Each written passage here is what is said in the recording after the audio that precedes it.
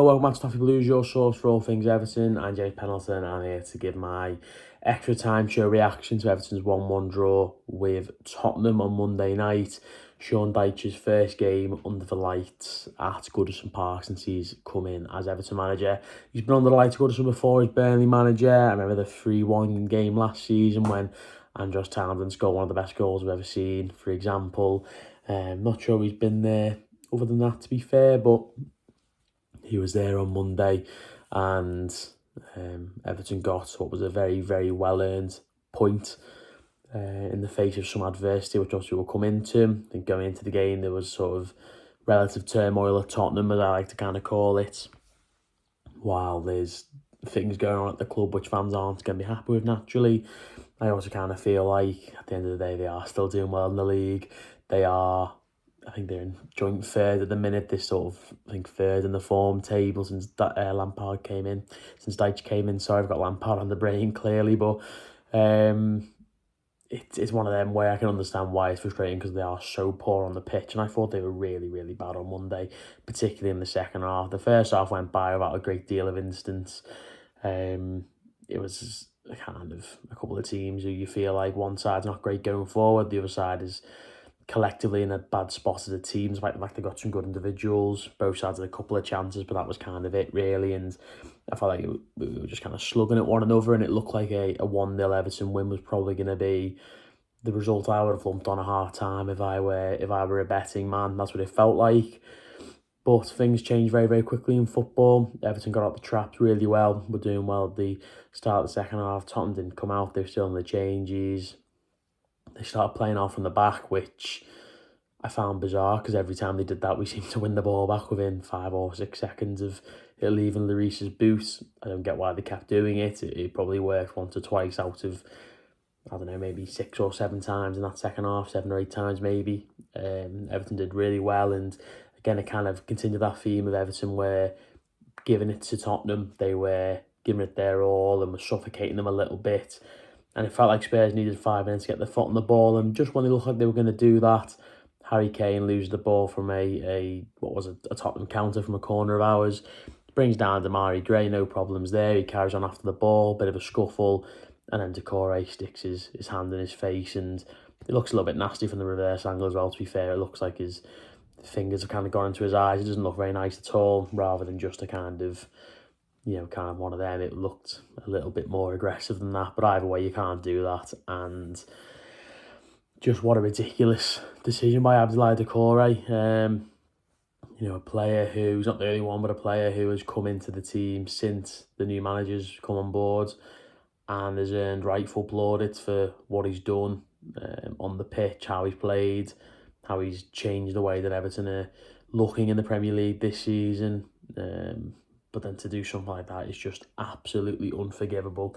And it takes it back to last season when Everton was self-exploding, or were just exploding, I suppose, rather than self-exploding. I'm not sure what word I'm looking for there.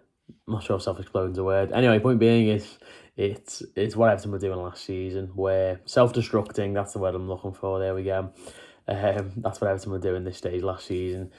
I think it was actually a year to the day, maybe, that Everton got beat 2-1 at West Ham when Michael Keane got sent off. We'll come to him in a minute, obviously, for a couple of reasons. John Joe Kenny getting sent off against, was it Wolves? Yeah, obviously Branthwaite and Rondon against Brentford. It was just a ridiculous period. He probably got 5 or 6 red cards last season. Alan against Newcastle as well, obviously probably maybe the most famous one, I'm not quite sure, but almost infamous, should I say. But yeah, I just couldn't believe it. To do something so stupid is just unbelievable. It's such a big game for Everton, where we were in the match. It basically threw away any chance of getting 3 points, it felt like. Obviously, Everton could have gone on and won 4 or 5-0. Like, it doesn't dictate how the result goes, but I wasn't at the game on Monday, unfortunately. I was away with my mates. We were watching it in a pub. Only one of them's a Blue as well, out of 9 or 10 of us. So it was a tough watch, seeing what felt like all 3 points kind of drift away from us just in the blink of an eye. Another really crap individual decision dictating how the whole team was going to have to do, but I'm sure the ground kind of was a bit ferocious best after that. It sounded very, very loud as soon as that happened and we got behind the team. But unfortunately, further individual errors compounded that. Michael Keane doing Michael Keane things, giving away a stupid penalty on Christian Romero. I've seen a lot of people say it's unlucky, and look, I hate this kind of defender's going to go clear a ball and an attacker, obviously centre-back, but he was playing up front at times on Monday. It was quite strange. Goes in to try and get a toe on the ball and get kicked. I don't like it. I'm not saying it's not a penalty, but it's just something I'm seeing so often at the minute. And I don't know, I just find it a bit frustrating because, thinking of the defender, if you're swinging at the ball, you want to get it away. It feels like it's not kind of followed up all up and down the pitch, but whatever. Penalty was given away, and in the say, it's just Michael Keane undoing his good work like he always seems to do. People forget he's been at Everton now for 6 years going on, and in that time he has had probably 3 or 4 periods. He had one under Silva, he had one under Ancelotti, he had bits under Lampard, he's now got a part under Dyche, where you're thinking he is the starting centre-back, he is the one who is playing the best, is putting in the sort of big performances, he's even scoring some of the goals as well, which is funny because we'll come to that in a minute. But yeah, it's just one of the reasons why, in the week when he kind of said that, Lampard said, you're 29, 30 years old now, I can't improve you, you're not going to get into my team kind of thing. People were saying, well, bang on, he's right, he's spent a career out of making silly errors like this, and if he does well, you think he's going to, again, self-destruct at any given moment. Some people were saying it's poor man management for a whole host of reasons. I agree with both. I think it was right that he got bombed out, but at the same period, you got to say, look, this is what you can do to potentially get in this team. You got to keep working. I see you as a valued member of the squad. He's going to have to, there's every chance Lampard would have had to count on him in the season. Ben Godfrey was injured, so it was kind of just Mason Holgate left if one of the centre-halves got injured. Branthwaite out on loan. Terrible man management from Lampard, totally agree there, but I do think he was right bombing him out because he's done this far too many times at Everton. It seems weird even discussing now because of what came after it, but yeah, Harry Kane scored, 1-0, game over, it felt like anyway. And then for the first time in, you're going on 1,000 days, Everton had a red card given in their favour. I could not believe it when I saw it because the last time this happened, you're going back to September 2020. Like, that's a long time in football anyway, but I just think back to like what my life was like back then. I'm sure everyone's life was very different so long ago.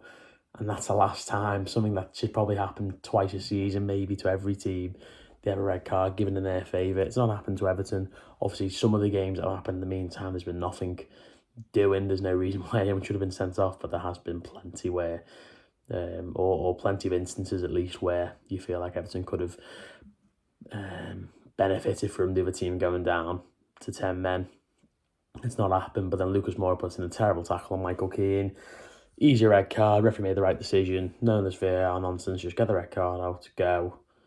Yeah, it all went very quickly. Michael Keane gets back up and only a few minutes later spanks in an absolute slobber knocker. I could not believe what I was seeing. And it's funny because, as I say, I was watching it with my mates. I don't really like watching football, but don't like watching Everton anyway with people who don't support Everton or in like public places like a pub or whatever, because I don't know, it just frustrates me a little bit, grates me a little bit. And the whole game, people were saying, oh, Michael Keane's got great technique, he's really good in training. People have seen videos of him putting the ball in the top corner, bottom corner, flashing it in. And we have all seen it for sure, but you know, if he's going to do it in a game, yeah, people saying, oh, he's going to have this redemption arc by the end of the match, Everton going to get a chance and it's going to be Michael Keane. And you're thinking, this is nonsense. And when I saw him lining up this shot, I'm thinking, there's absolutely no way this is going in. I remember it just took me back to when Dejan Lovren did it for Liverpool in the FA Cup semi-final about 7 years ago against Villa, when he absolutely sausage one into the top stanchion, but into the top balcony, should I say.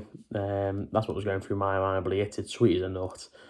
Lloris doesn't move. It's curling into that sort of right angle of the net. It's just perfect. What a goal.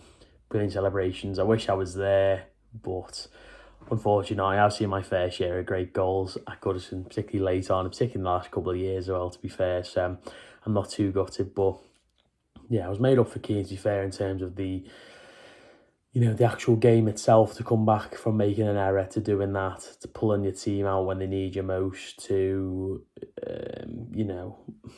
sort of saving the bacon of one of your fellow players who's been sent off and made a stupid decision.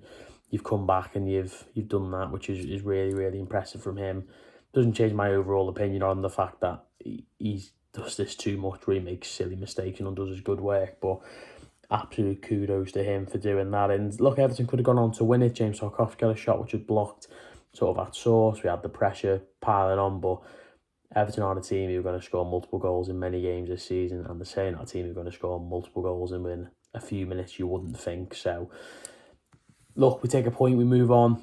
In the circumstances, I think it's a good game. I think in the context of the season, in the circumstances of the game, it's a good point. In the context of the season, it's a good point. Obviously, it's a little bit disappointing because I think Everton could have won that if they had 11 players for longer. But, it happens. We'll see what the weekend brings against Man United. But at the end of the day, Everton have got a point. Michael Keane has pulled something out of the locker, which I didn't think I was ever going to see him do. He's done it now. Everton are 4 games unbeaten, and look, spirits are high.